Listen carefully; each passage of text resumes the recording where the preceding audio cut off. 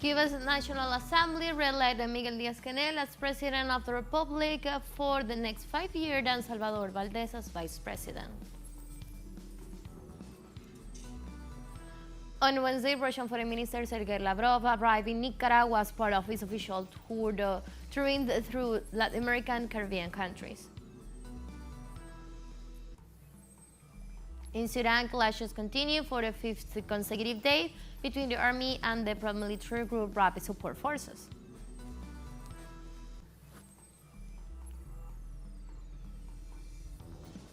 Hello, welcome to From the South. I'm Ana Marrero from the teleSUR headquarters in Caracas, Venezuela. We begin with the news. Stay with us.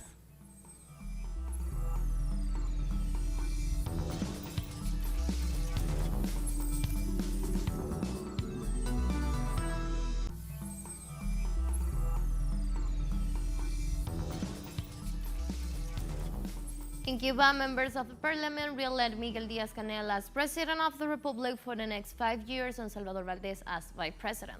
The President of the National Electoral Council, Alina Balseiro, points out that the 462 parliamentarians present at the consecutive session of the 10th legislature of the National Assembly of People's Power exercise their right to vote. Following his re-election as President of Cuba, Miguel Diaz-Canel proposed today to ratify Manuel Marrero as Premier of the Republic.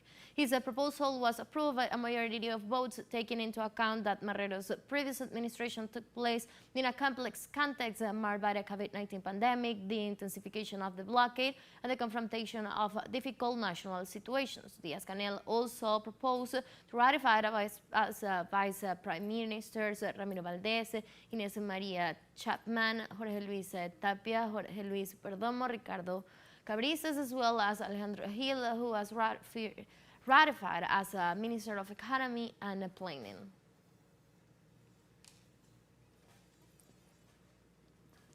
In the consecutive election of the ex-legislature of the National Assembly of People's Powers at the proposal of the President, the members of the Council of Ministers were renewed with 6 next proposals, which provides stability to face the country's complex economic situation.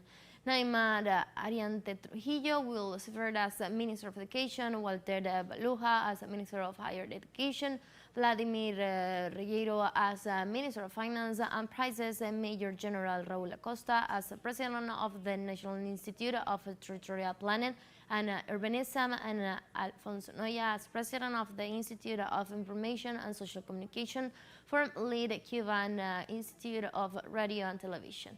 The Cuban president acknowledged the work of those who previously performed these functions in the complex national and international situation.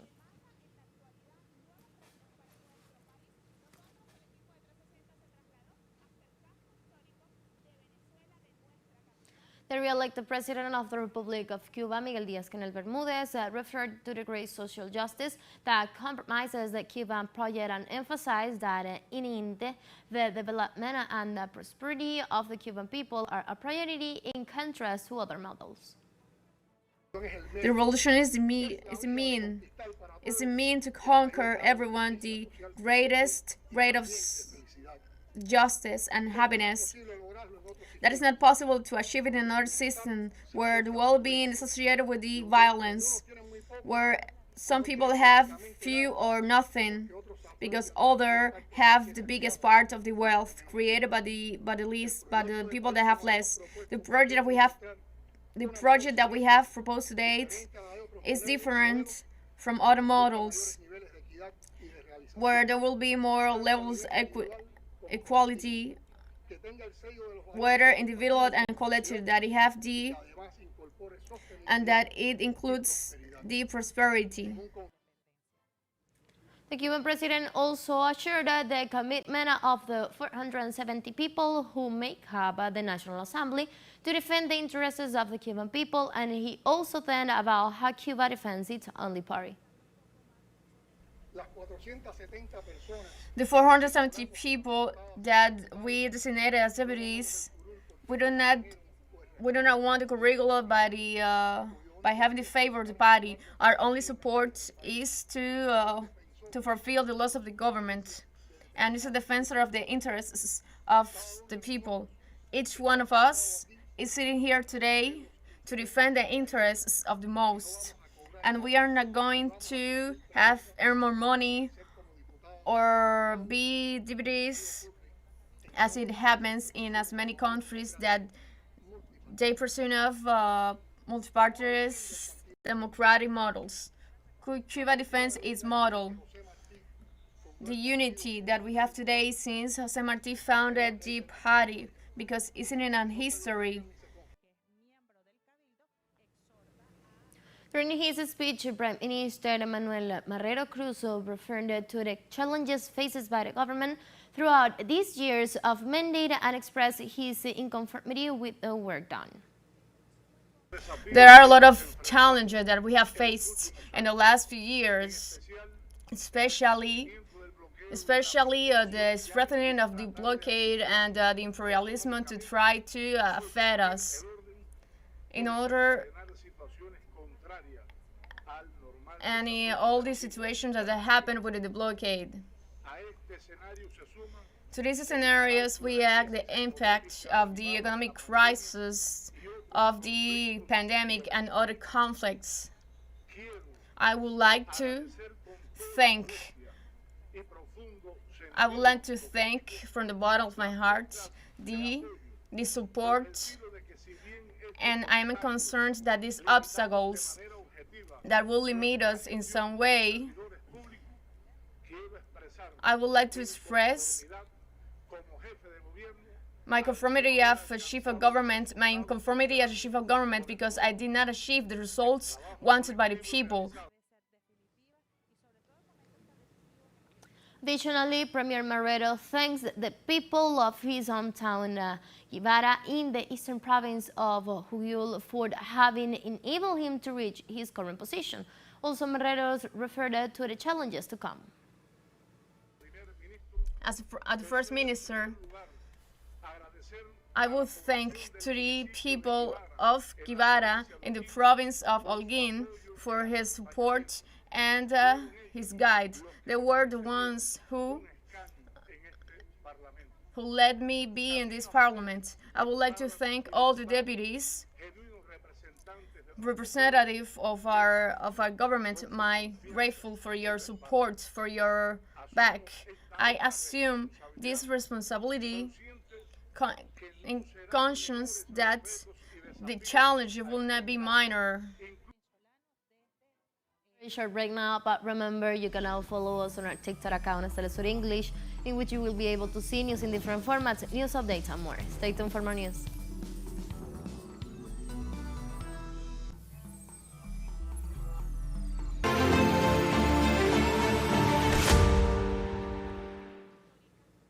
Welcome back to From the South. On Wednesday, the Russian Foreign Minister Sergei Lavrov arrived in Nicaragua as part of his tour of Latin America, which previously took him to Brazil, Venezuela, and will conclude in Cuba. Russian Foreign Minister Sergei Lavrov's plans landed at the Augusto Cesar Sandino International Airport in Managua, Nicaragua, as part of the Foreign Minister's tour of Latin America. The Russian Foreign Minister will meet with the Nicaraguan President Daniel Ortega and the country's Vice President Rosario Murillo. Nicaragua is the third destination for Lavrov, who visits Brazil and Venezuela this week. Then it will be Cuba's turn. The Russian Foreign Ministry said that Lavrov will travel to the region with a concrete agenda aimed at increasing mutually beneficial cooperation between Latin American countries and Russia in politics, trade and economy, education, culture, humanities, and other areas.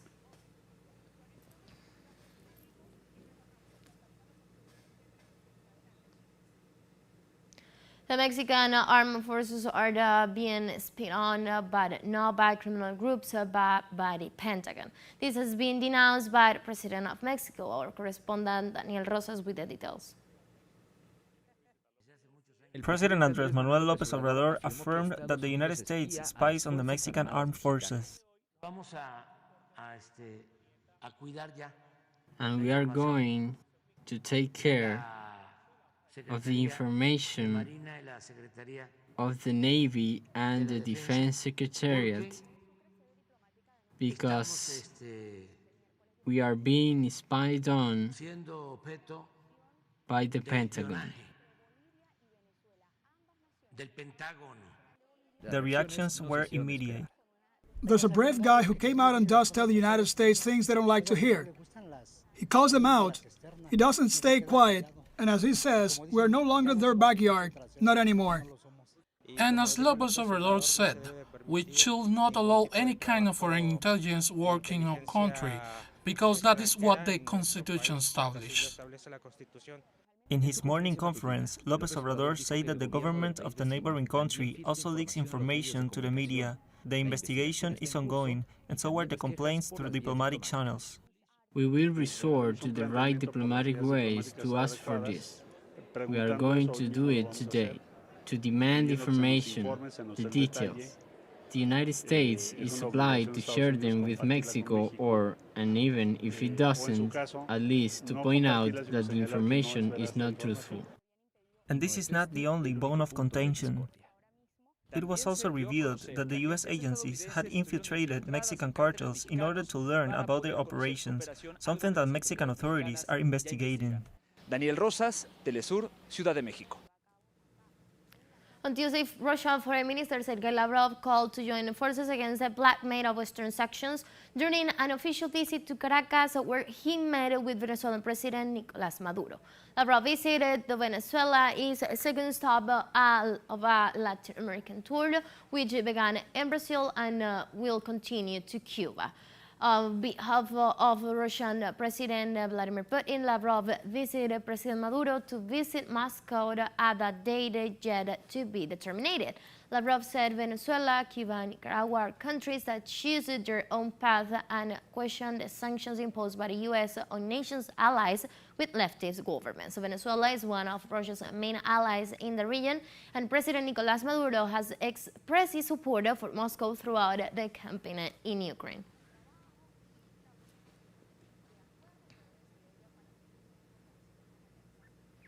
Lavrov emphasized that Venezuela and Russia are countries that choose their own path. Therefore, it is necessary to join forces to counteract attempts of blackmail and illegal unilateral pressure from the West. We have similar views on the protection of the right of the peoples to determine their destiny without any outside interference, without any blackmail, nor any attempt to exert influence by illegitimate means and sanctions like the ones being enforced by the West. And Venezuelan Foreign Minister Ivan Gil welcomed his Bolivian counterpart Rogelio Maita in Caracas on Wednesday.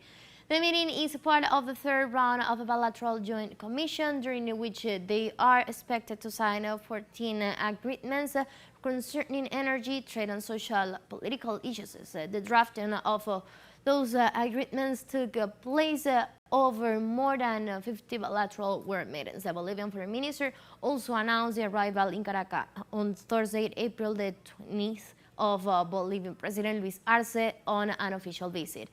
He will meet in the Venezuelan President Nicolás Maduro, and they will both be presented at the signing of the 14th bilateral agreement.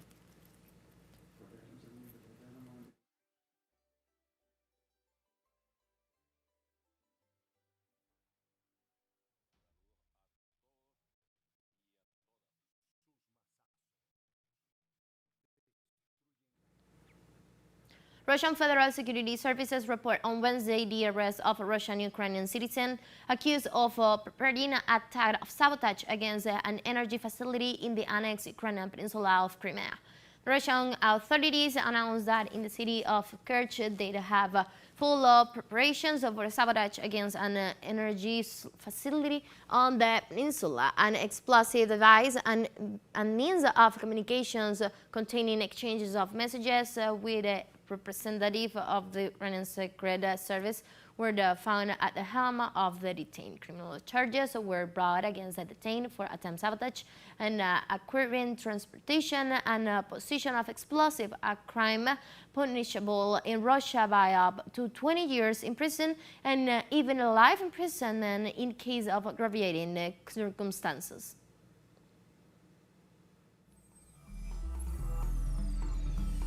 teleSUR English continues to grow. You can now tune in from 33 different African countries through StarSat. Dial 461 and join our Latin American alternative broadcast. One financial break and we'll be right back.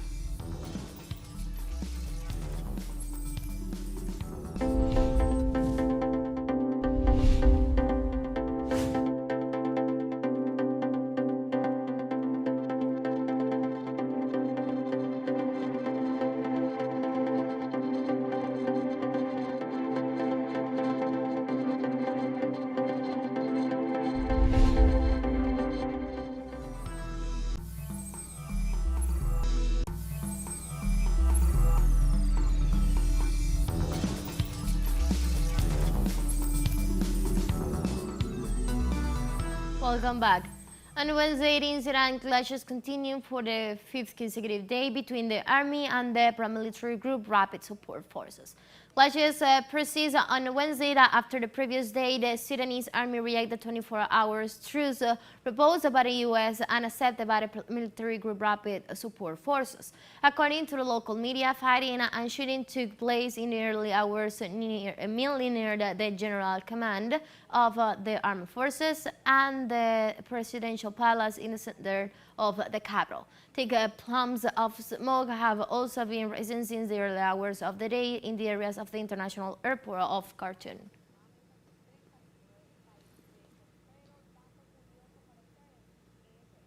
On Wednesday in Khartoum, the capital of Sudan, hospitals have had to close amidst the explosion of violence between the army and the paramilitary group Rapid Action Force. At the Kasset Children's Hospital, medical staff had to evacuate all cases except those in the intensive care units. They claim that supplies are running low, with doctors, nurses, patients and their families trapped inside 4 days. There are some 20 hospitals in the capital and the neighboring city of Omdurman. Those that still manage to operate are understaffed and overwhelming, running out of supplies and struggling with power or water cuts, doctors said.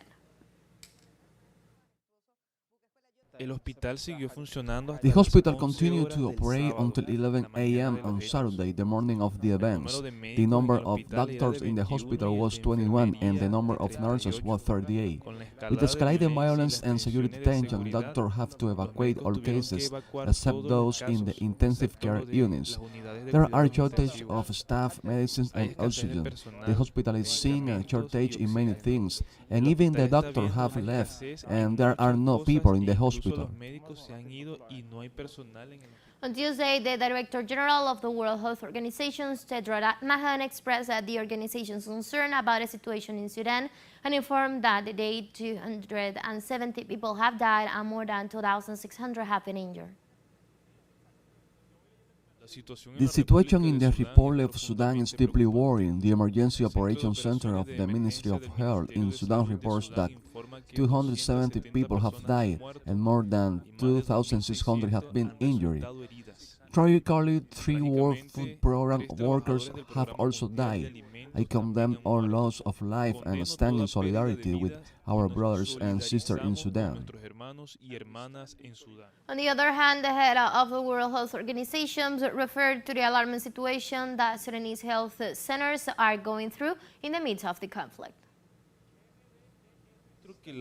Supplies that the World Health Organization distribute to health facilities prior to this recent escalation of the conflict are now depleted. Our 2 hospitals receiving one the civilians report shortage of medical staff and life-saving medical supplies. Fuel shortage for hospital generators as well as water and power shortage are also reportedly affecting the functionality of health facilities. The United Nations organizations warned on Wednesday that food insecurity and malnutrition in West Africa will reach their highest point in 10 years. The World Food Programme, together with the Food and Agriculture Organizations of the United Nations, the UNICEF and the United Nations Office for Humanitarian Affairs, have renewed their call for the increased support to governments in the region. The data further showed that 16.5 million children under the age of 5 will face acute malnutrition.